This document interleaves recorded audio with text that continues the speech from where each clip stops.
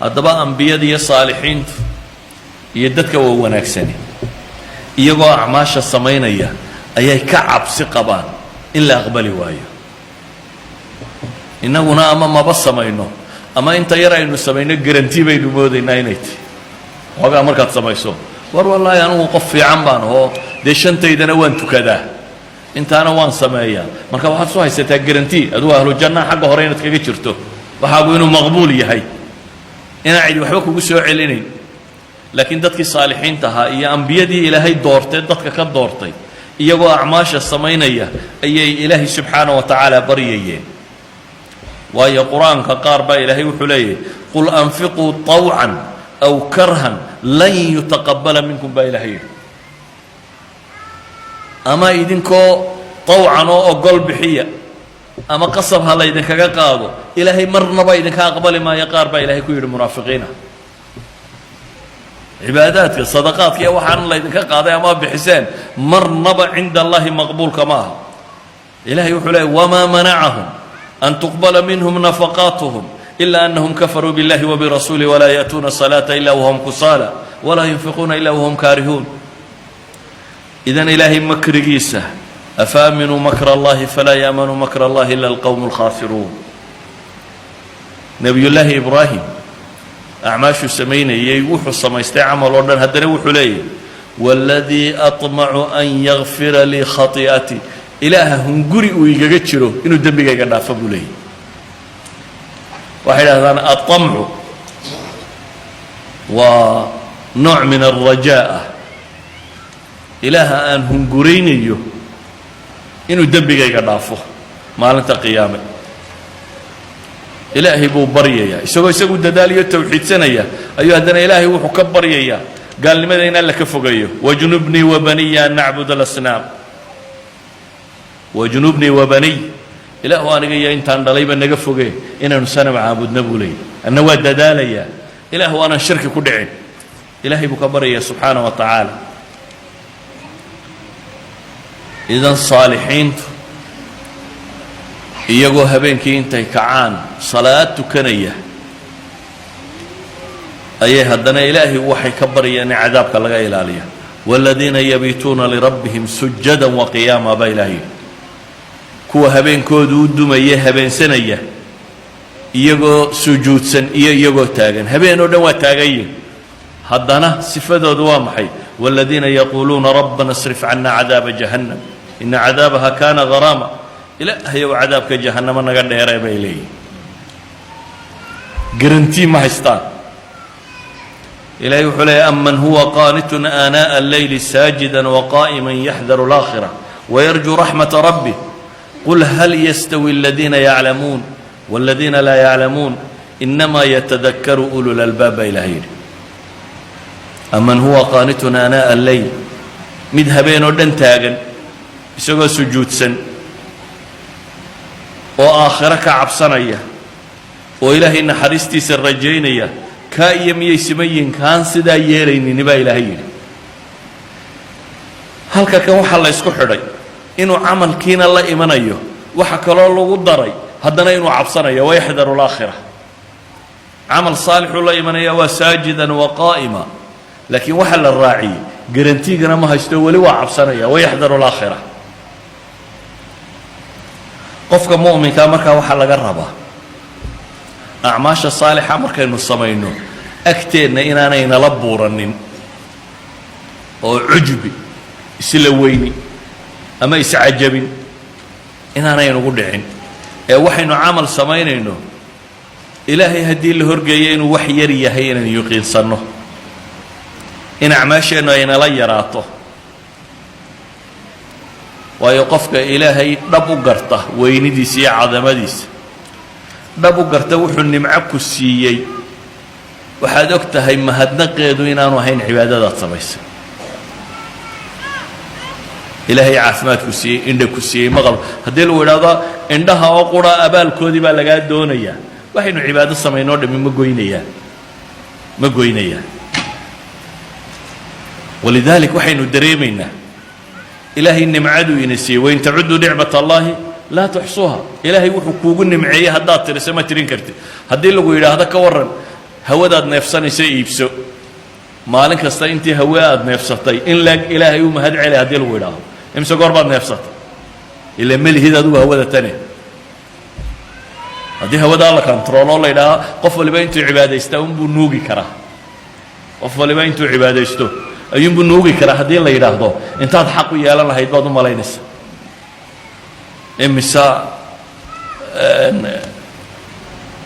imise daasadood baad xaq u yeelan lahayd maalintii inaad nuugto cibaadadaadu goyn lahayd yani ilaahay wuxuu leeyahay waxaan nicmo idin siiyey ma tirin kartaan ma koobi kartaan maadaama ilaahay iyo weynidiisa iyo nicmooyinkiisa aanad koobi karin dhanka kalena dembigeennu aanu istaag lahayn saaka markaad soo toosto ilaa iyo gabalku intuu dhacayo waad hadlaysaa imisaa ajara baad u malaynaysaa imisaasee dembiyaad u malaynaysaa bal tiri waagu markuu bariyey baad hadal bilowday haddaanad adigu hadlayna mid hadlayaad dhegaysanaysaa ama waad dhegaysanaysaa ama waad hadlaysaa inta badan qofka bini aadamka markuu soo kaco ama adaa warrami ama mid warramayaad dhegaysan TV ha noqdo raadiyo ha noqdo qof kula fadhiya ha noqdo mid kaloo dhurmayaad dhegaysan ama adaa hadlaya haddaba waxaa soo hadala intee baad is leedahay waa buugga xasanaadka gashay intee baad sa is leedahay waa buugga sayi-aadka gelaysa idan haddaad xisaabtanto oo si dhaba aad isu xisaabiso waxa aad kuu soo baxaya waxoogaaga acmaasha aad samaysay inaanay u dhigmin wixii nimco lagu siiyey isla markaana inaanay maydhi karin wixii dembi aad gashay walidaalika baa ilaahay nebi moxamed wuxuu ku leeyahay walaa tamnun ay laa tamnun lirabbika bicamalik ilaahay ha ugu gallad sheeganin waxoogaaga camalka aad samaysay laa tamnun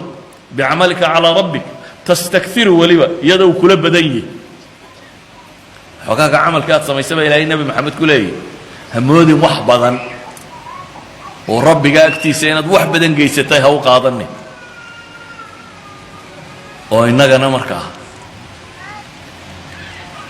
waxaynu ku soo gebagabaynayaa leeyahay qofka ilaahay daacadiisu ay u caddaato garta cibaadada dhabta ee uu la yimi intay leegtay garta ilaahay iyo weynidiisa subxaanahu wa tacaala waxa uu xoogaaga cibaadada uu sameeyo ku lamaaneeya istikfaar maalan salaadda markaynu tukanno asalaamu calaykum salaamu calaykum nebigu markuu yidhaahdo calayhi salaatu wasalaam waxyaabaha ugu horreeya uu odhan jiray waxay ahayd 3 goor buu odhan jiray astaqfiru llah astaqfiru llah astaqfiru llah oo salaaddaabuu ka baxee maxaa laga istikfaarsanayaa waxay culimmadu yidhaahdaan waa lilictidaar waa jabraani naqs bay yidhaahdaan waa waxa weeyaan ilaahayow intaasaan sameeyey adigase kuuma cuntanto maalan qof hadduu abaal weyn kugu leeyahay oo qof noloshaada abaal weyn ku leh uu maalin kuu yimaado meelaa iskaga soo horbaxdaan adna aanad haynin waxaad uga abaalguddo aanad haynin dabeetana aad waxoogaa beriisa intaad u samayso cunno aad cunno siiso waxaa laga yaabaa intaad cunnada siiso inaad ugu darto hadal ah wax kuu cuntama maaha waayo waxaad ka cudur daaranaysaa ninkaasi wixii uu kuu sameeyo qofkaasi wax leeg inaanad adna ugu abaalgudin saa daraaddeed ayaa waxaad waxbixintaada ku ladhaysaa in lagaa aqbalo cudurdaar oo aad leedahay dee abaalkaad igu leeday iyo waxaad ii qabatay iyo waxaanan kuu sameeyey wax isu dhigma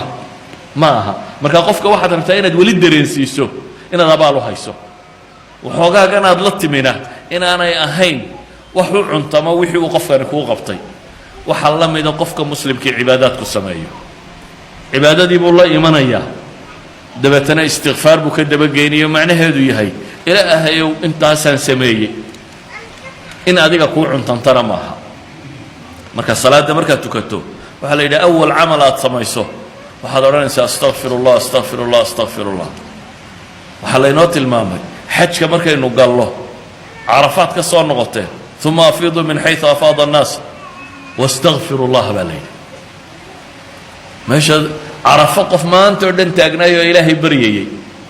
boqocadihii ugu fadliga badnaa boqocad ka mida taagan maalmihii ugu fadli badnaa maalin ka mida jooga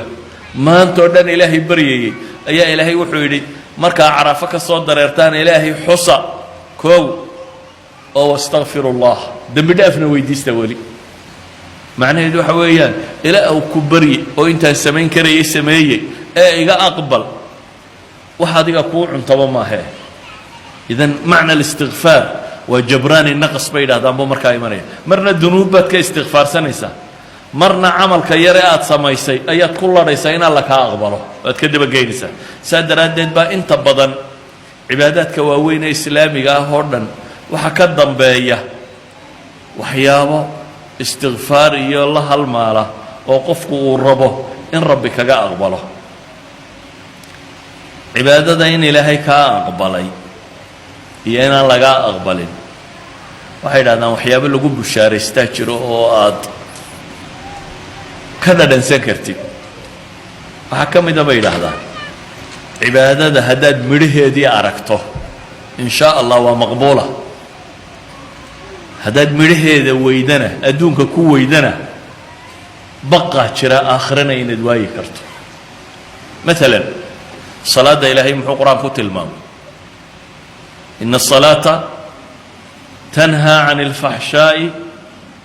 wاlmunkar socankaa ma aha salaadu fuxshiga iyo munkarkay reebtaa baa la yidhi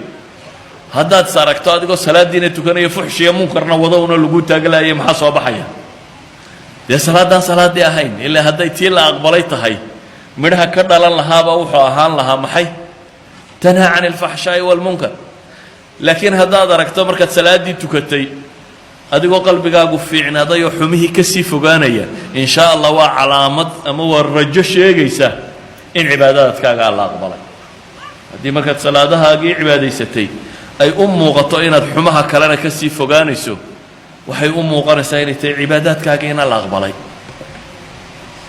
cibaado kasta qur-aanku waxbuu ka ratibay taskiyatu nafs ku saabsan in naftu tahirmayso in waxaas saa noqonaya in waxaas saa noqonaya macnaheedu waxa weeyaan maalan iimaanka kuwa dadka mu'minka dhabtaha qur-aanku ballamo badan buu qaaday in ilaahay u hiilinayo in loo gargaarayo inaan gaal ka xoog badanayn ee caynkani dhacayo haddii gaalku kaa wada xoog bato maxaa soo baxaya iimaankeennu inaanu mustawihii loo baahnaa maxay weli gaadhin inuu nuqsaani ku jirtaa soo baxaysa idan cibaadaadka midhahay dhaliyeen waa la eegaa cibaadaadku inay xumaha kaa fogeeyeen waa la eegaa cibaadaadku inay cibaadaad kale kuu sii fudaydiyeen waa la eegaa sharku sharku sii fudaydiyaa balwaddu balwad kale kuu sii geysaa xumuhu xumo kale kuu sii geeyaa sidoo kale daacaduna waa la mid daacaduna daaco kale kuu sii geysaa oo haddii cibaadaadkaagu bato oo aad aragto adigoo sii ziyaadinaya macnaheedu waxa weeyaan waa cibaadadii in laga aqbalay bay u dhowday waa adigan xagga khayrka usii badanaya haddaad aragto adigoo xagga sharka usii badanayana shaki baa jira waxay u badan tahay inaanay cibaadadaadu u muuqanin tuwa la aqbalayo ilaahay qur-aanka wuxuu ku leeyay markaa faama man acطaa waاtaqaa wasadaqa biاlxusna fasanuyasiruhu lilyusra baa ilahay yidhi ninka bixiya ee alla ka cabsada ee wax bixiya ee sadaqa biاlxusna tawxiidka la yimaada ee waxaan u ballan qaadnay iyo wahdayada rumeeya iimaan dhaba la yimaada fasanuyasiruhu lilyusra baa ilahay yidhi ta fudud baa loo fudaydiyaa cibaadaadku waa wax fudud ilaahay wuxuu leeyay waan usii fudaydin cagsigana maxaa la yidhi waama man bakil kii dhabcaala gacanadayga cibaadada ku dhabcaala waxbixinta ku dhabcaala khayrka ku dhabcaala yacni wanaagoo dhan bakhiil ku noqda amaa man bakil wa amaa man bakila wastagna qofka gacanadaygu ku dhaco cibaadaadkiisa iyo waxbixintiisa iyo wixiisuba yaraadaan ee kaaftooma ilaahay isku dayaba inuu ka kaaftoomo oo wakadaba biاlxusna tii wanaagsanaydna beeniya fasanuyasiruhu lilcusra baa ilaahay yidhi kaana waxaa loo fudaydinayaa ta culus baa loo fudaydinaya waddada naartaa loo fudaydinaya sharku shar buu sii dhiibayaa ilaa iyo meel xun ka tago